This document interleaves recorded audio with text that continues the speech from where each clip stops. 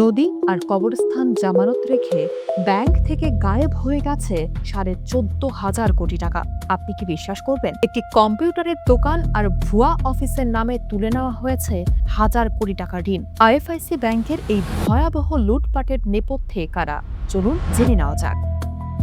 এক সময়ের অন্যতম আস্থার প্রতীক এবং 5 দশক আগে সরকারি বেসরকারি অংশীদারিত্বে যাত্রা শুরু করা আইএফআইসি ব্যাংক এখন চরম আর্থিক বিপর্যয়ের মুখে। গত 1.5 দশকে দেশের আর্থিক খাতে যে অনিয়ম ও বিশৃঙ্খলা নেমে এসেছিল তার সবচেয়ে বড় শিকার হয়েছে এই বাণিজ্যিক ব্যাংকটি। অনুসন্ধানে উঠে এসেছে চাঞ্চল্যকর তথ্য।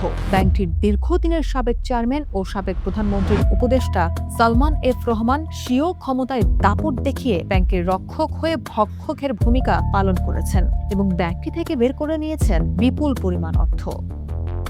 বাংলাদেশ ব্যাংকের এক বিশেষ নিরীক্ষা প্রতিবেদনে উঠে এসেছে এক ভয়াবহ চিত্র। 2017 থেকে 2024 মাত্র 7 বছরে সম্পূর্ণ ভুয়া ও বেনামি 28টি প্রতিষ্ঠান তৈরি করে ব্যাংকটি থেকে মোট 14,537 কোটি টাকা লুটে নেওয়া হয়েছে। বাস্তবে এসব প্রতিষ্ঠানের অধিকাংশেরই কোনো শারীরিক বা ব্যবসায়িক অস্তিত্ব নেই। গণমাধ্যমের বিশেষ অনুসন্ধানে দেখা যায় নয়াপল্টনের স্কাউট মার্কেটের একটি ছোট কম্পিউটারের দোকানের ঠিকানা ব্যবহার করে আসাদ ট্রেডিং নামে তুলে নেওয়া হয় 733 কোটি টাকা। মধ্যবাড্ডার একটি ভবনে কোনো অস্তিত্ব না থাকা সত্ত্বেও রাজ হাউজিং নাম দিয়ে নেওয়া হয় 358 কোটি টাকা।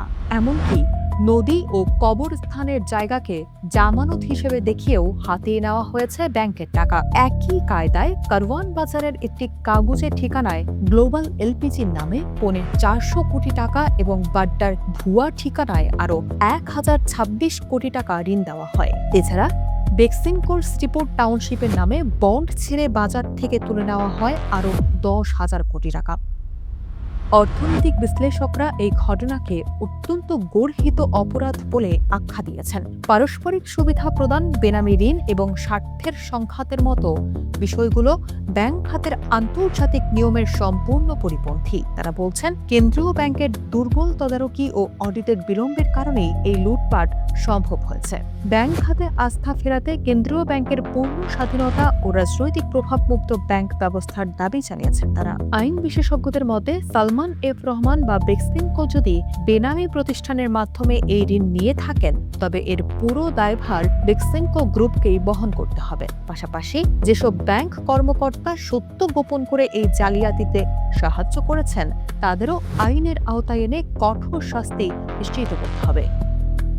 বর্তমানে অনিয়ম ও অব্যবস্থাপনার কারণে আইএফআইসি ব্যাংকের খেলাপি ঋণের পরিমাণ দাঁড়িয়েছে রেকর্ড 28,174 কোটি টাকায়, যা ব্যাংকের মোট বিতরণ করা ঋণের প্রায় 63.36%। সময় মতো কার্যকর আইনি পদক্ষেপ না নিলে দেশের ব্যাংক খাতের উপর সাধারণ মানুষের আস্থা পুরোপুরি ধসে পড়বে বলে আশঙ্কা করছেন সংশ্লিষ্টরা।